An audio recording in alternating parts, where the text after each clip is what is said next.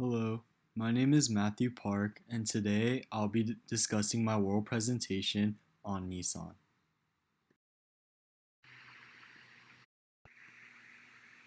I would like to start my presentation by talking about who Nissan is.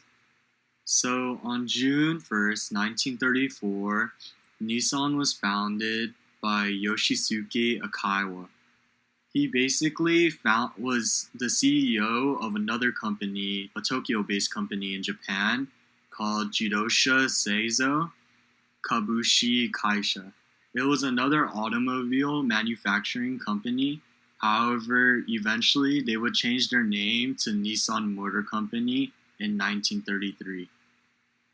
With that said, Nissan also has continued to stay in Japan while also working with other branch companies so that they can continue to grow in their market and also get more shareholders' value out of the marketplace.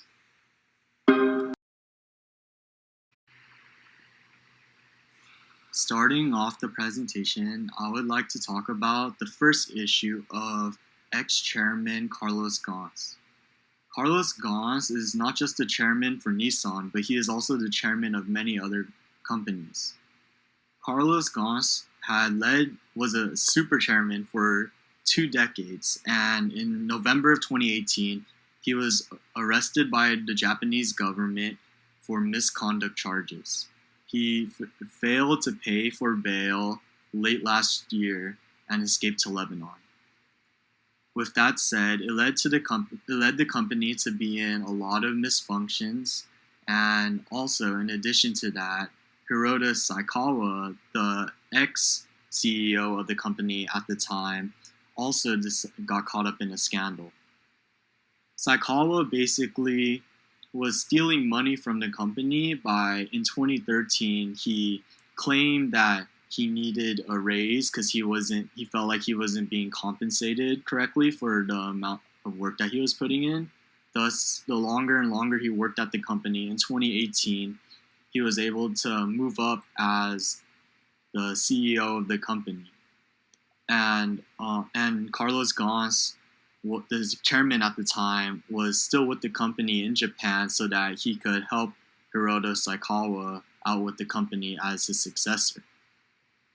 With that said, after Ghosn was taken into custody or fled to Lebanon afterwards, Hiroto Saikawa was taken under watch, and eventually the company was able to see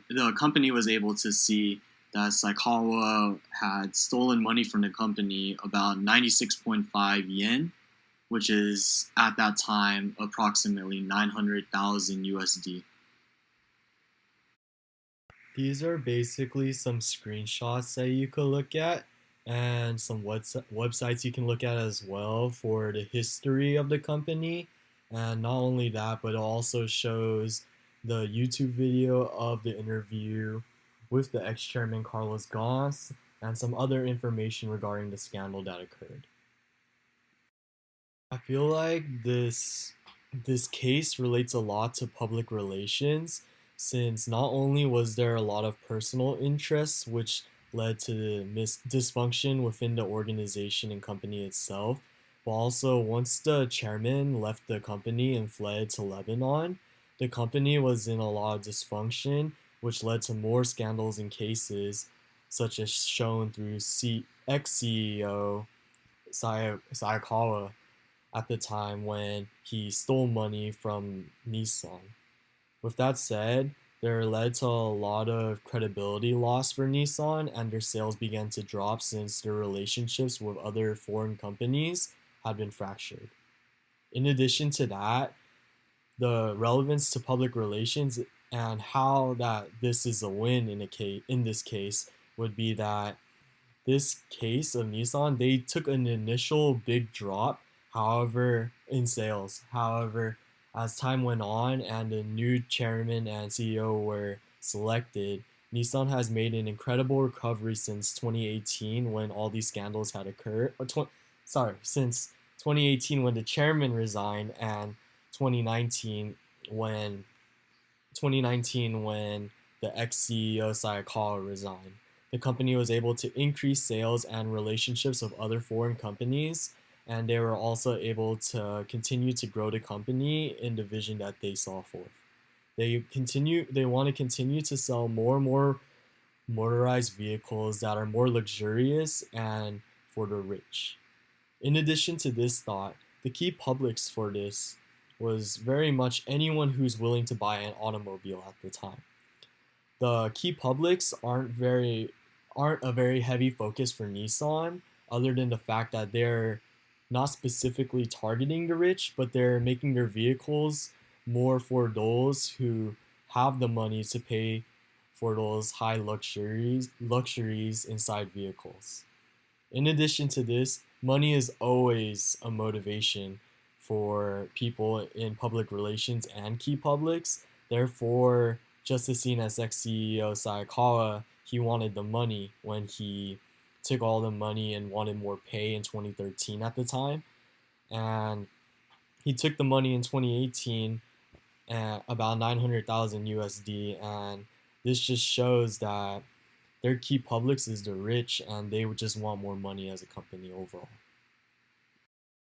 Evaluating this example, I feel like all of the things that have happened within the company, it was negative initially when the company had lost a lot of their credibility with the relationships of other companies.